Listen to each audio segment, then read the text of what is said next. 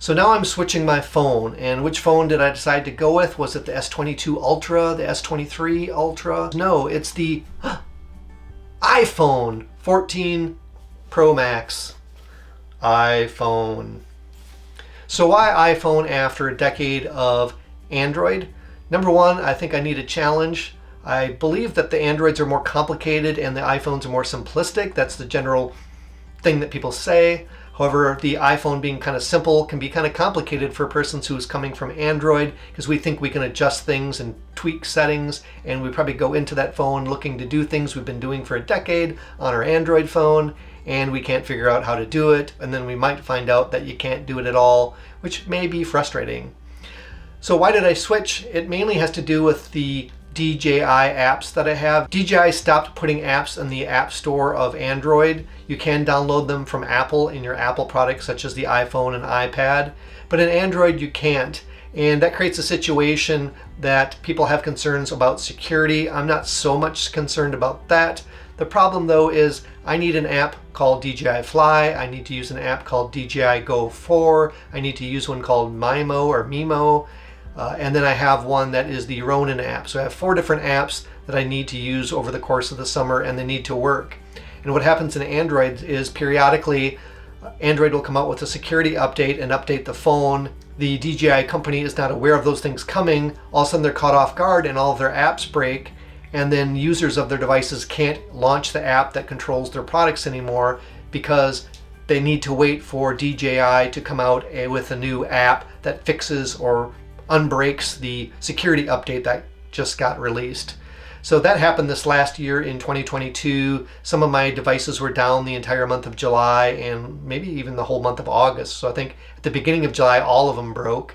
And then I think I got 2 of them working, and then maybe by mid-August 3, and by the end of the August, finally I had control over my 4 apps again. So that was kind of the starting point where I'm thinking maybe I'll just switch to Apple, because all of those DJI apps are available from the Apple Store, so maybe things will go a little bit smoother. Another frustration I had with the Note 20 phone was for video. It really was bad. I mean, it's a good sensor. If you look at the sensor specs comparatively to the iPhone, it's not that bad of a sensor comparatively to the iPhone. In many respects, it's better. It's 108 megapixels, so you can kind of zoom in further. It's got that long range that the iPhone doesn't, but I hardly ever need that. The issue that I would have with the phone was when recording video, it would hunt for focus. So I'd point it at an object, it would like focus on me and then the background, and then on me and then the background, and then on me. So there's this pulsing in the video, which I'll show you here.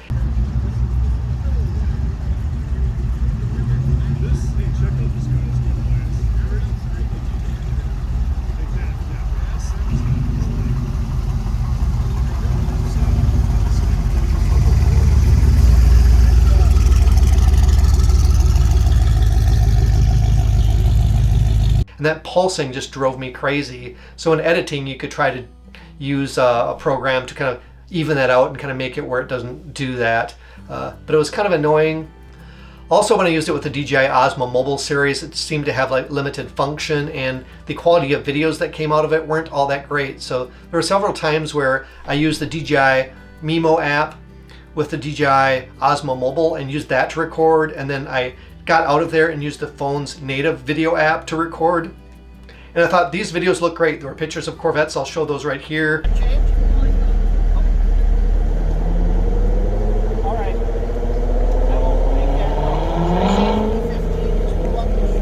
And then I played them back when I got home.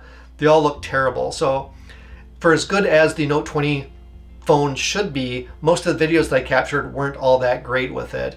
To take care of the one issue with the pulsing back and forth and losing focus, I would have to go in and manually focus because I couldn't count on it to hold focus on an object. So if I wanted to use it, I would set manual focus, and then that way it wouldn't be so distracting in the video when it would refocus on the background and the foreground over and over again. And then unfortunately I'm stuck with this phone for up to 2 years because I signed up for T-Mobile, switching from Verizon to T-Mobile on their Magenta Max plan. Overall, my cost from switching from Verizon to T-Mobile is less.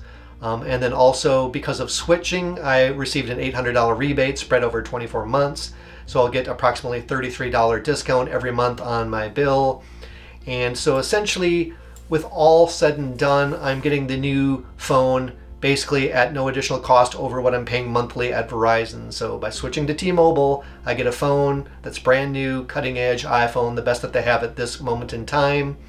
And I don't really have to pay any more for it, so why not switch?